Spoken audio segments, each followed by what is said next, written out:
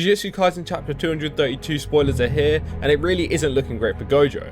But regardless, Gojo has not only proven he is the GOAT with what he did in this chapter, but he can also further solidify himself as the greatest sorcerer of all time in these coming chapters. So let's get into these spoilers. Also, I've literally just woken up and read these spoilers, so if I do sound a little bit tired or like ill or whatever, then it's literally just because I just woke up. The chapter kicks off with Mahoraga's wheel continuing to spin, with it now actually only having 2 more spins left. Gojo seems unfazed by this obviously. As we'll find out later, he has a plan to defeat Sukuna. But it's scary for the Jujutsu sorcerers, as if Mahoraga can adapt to infinity, it really isn't going to be good for Gojo. I really wasn't expecting the wheel to spin this many times in such a short period of time, but Gege is definitely trying to move on from this fight.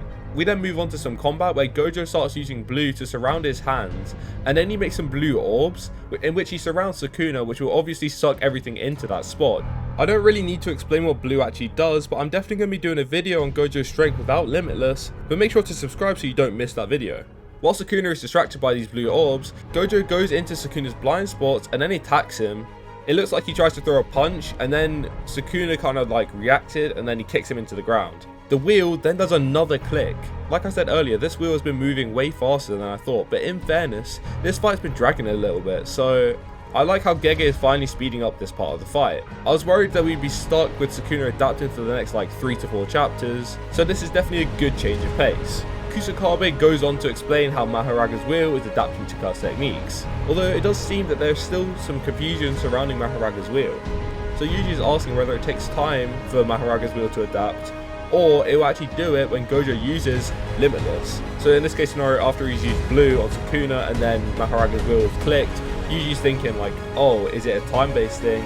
Or is it when Gojo actually uses that ability?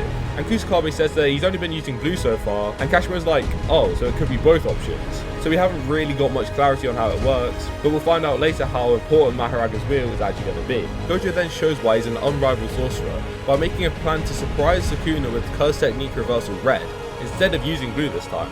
So the likelihood is Sukuna will be prepared for a blue attack, but instead Gojo will use red and hit him at point blank range. So Gojo then goes through with this attack, in which it does hit Sukuna.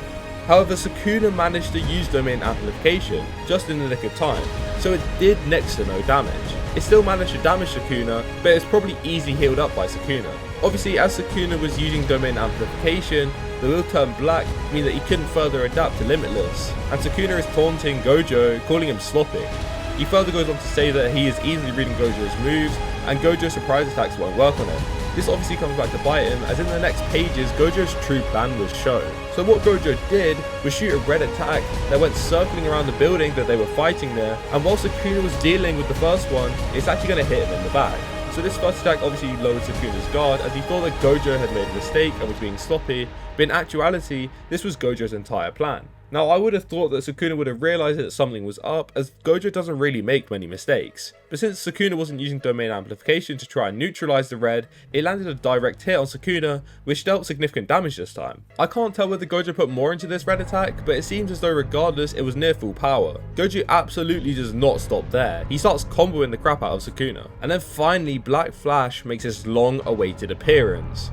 Now, I must admit, previously I didn't think that Gojo could use Black Flash, but he's showing here why he's a definition of a Jujutsu prodigy. Black Flash could be considered Yuji's signature move, so I could say that this could be like the idea that Gojo's hitting Sukuna with his own vessel's main technique, which is a cool idea I guess. Although the one problem I do have with Black Flash here is it really doesn't look as menacing as it does when Yuji uses it. The lines are a lot thinner and it doesn't take up as much as the panel, and I think that's why Black Flash is such a cool move. At the same time though, it is an amazing panel and we get to see everyone's shocked face as they react to Gojo landing such a significant blow. Sukuna's eyes turn white and it seems as though he's been knocked out. So realistically, Gojo has won here. Mahoraga's wheel then drops from Sukuna's head and it looks as though it is all over and Gojo has won this battle. And then all of a sudden, Mahoraga's wheel spins for the 4th and final time.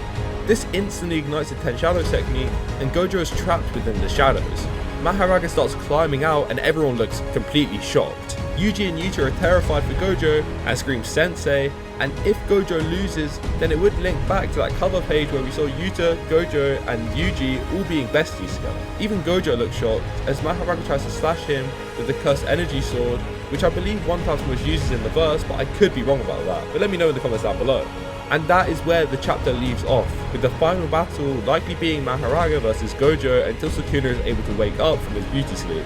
Now it's unclear as to how much damage Sukuna has sustained, but it's likely a fair bit, and I see him being out of commission for at least the next couple of chapters, especially whilst Mahoraga fights Gojo. But the question now is, how strong is Gojo without Limitless? I've seen everyone in my comments saying that Gojo can still beat 20 Finger Sukuna without Limitless, but now he's coming up against a lesser opponent. Let's see how he would actually do.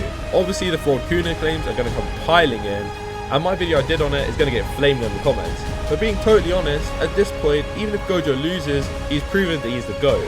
I don't think this chapter proves that Sukuna is a fraud, but rather Gojo is just so much more powerful. Obviously my personal belief is that this is nowhere near full power Sukuna, but I've done an entire video on that, so go check that out once this video is done. But this chapter was a masterclass from Gojo, and I can't wait to see how he adapts to not being able to use Limitless in their battle. But that is it for these spoilers. If you did enjoy this video, then make sure to smash that like button, and if you are enjoying the content at the moment, make sure to subscribe as it helps this channel grow and means a lot to me. Leave your thoughts on these chapter spoilers in the comments down below, and I'll see you all in the next one. Goodbye.